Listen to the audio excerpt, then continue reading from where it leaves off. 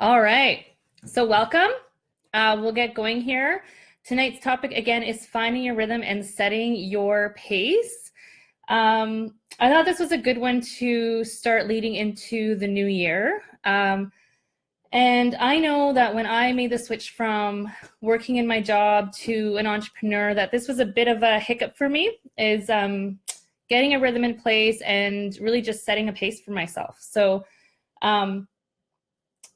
and I'll give you a bit of a background on my story, because what I said that I would do is tell you a little bit about my transition to finding my own pace in my business and what that was like for me. So in my jobs, and I've had, to premise this, I've had 34 jobs by the time I was 32 years old. So quite a bit. And a lot of them were very active and physical jobs. There's a lot of hustling. It was high pace, whether in my younger days when I was serving and managing a bunch of tables, or in other jobs where I was event planning and there was just a lot of hustle and bustle that needed to happen in order to make things go smoothly and happen on time.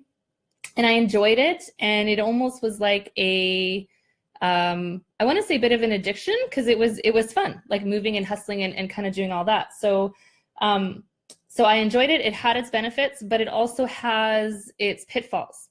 So and pitfalls being, it could end up being more like busy making than being more effective use of your time. There were ups and then there were downs. So you know, you were super busy, but then you just kind of needed to crash a little bit and take a break. So with your business, you want to try to be as consistent as possible. So it is important to find your rhythm and set your pace, hence tonight's topic. So I've got four tips, I guess, to go over with you to help you do that. So first of all, the first one is about focus. So this is really about getting clear on your focus. So choose your focus. And this is really to make the choice. So even if you aren't 100% convinced, make the choice. Choose your niche. Identify who that particular group is, and then know where you can connect with them. So this is just really basic business plan stuff, but it's very clear in terms of your focus. And I'll talk about why down the road later on. So number two is keep your plan simple and sustainable. So consistency is really key here. And it is better to be consistent than perfect. So keep your plan simple and sustainable. Choose a small number of business activities that you know you can commit to on a daily or weekly or even monthly basis. And that will be better than going overboard or worrying about perfection. Now, number three is trust that you are doing enough. So this is really a mindset thing. So when I made the transition from the hustle and bustle of a job to getting into a rhythm of running my own business, and that what I really needed to make the shift from was that whatever I choose to do, that it's consistent, that it's sustainable, that I can do it consistently over time. So, and that I was doing enough, because honestly, some days, you know, with the freedom of being able to work from home, you don't have the commute, you manage your own schedule, and as long as you're on pace, you can like 100% keep up with it. So it really was a bit of a mindset. Like I almost felt like when I first started my business in 2009, 2010, when I set up a pace for myself and I worked with a business coach to do that, I really felt like I wasn't doing enough. But I was doing enough. And there was really not a heck of a lot more that I could do. But what I was doing was showing up consistently and in front of the people that were going to hire me. And sure enough, the results were great. You know, it was like a relaxed flow. So trust that you're doing enough. And this really can lead to a comfort level on what you are choosing to do.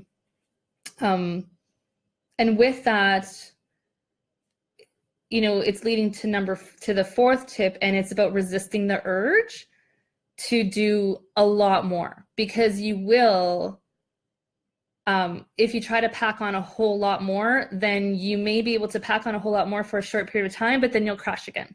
So, and then you won't be consistent and you may fail out. So that's not everyone, but that is a scenario that happens often.